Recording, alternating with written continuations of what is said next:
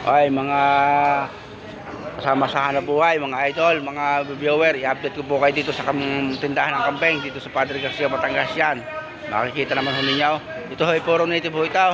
Galing Marinduque, galing Bicol, galing Mindoro at iba pang panig ng Calabarzon. Ito po yung mas mumbaksakan niya. Makita ho ninyo mga kambing yan, bibili ano sila. Yan. Panood ninyo. Iba ho, per kilo ho nila, ninagana sa per kilo. Yan. Iba't ibang lahi na kami dito. Ang iba ho dito ay native, ang iba Tagalog, yung may mga lahi na. Yan.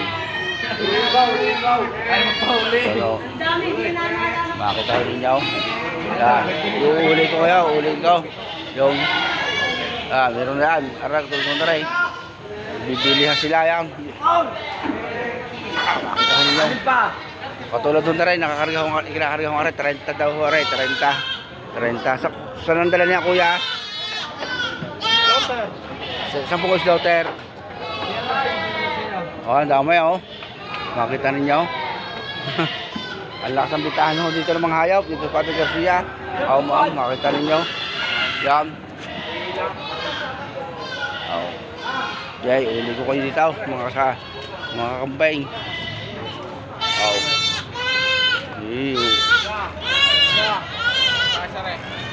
Ayan, dito makikita ko ninyo.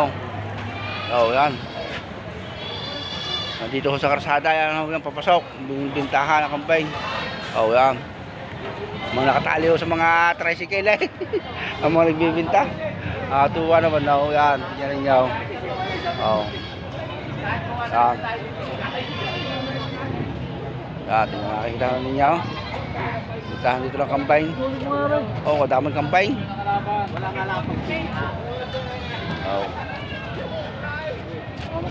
Makikita ninyo. Parang titinda na isda eh, dito ng hayop. Ito yung pinakapalengke eh, kabuong Pilipinas ng mga hayupan. Kita ninyo. Matuwa ako.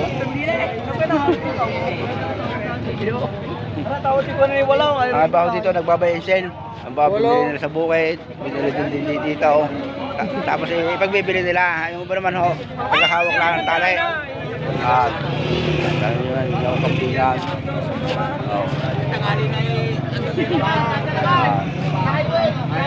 Kumpay. Tuwa naman uway. Ang maghayop. Sige, bye-bye.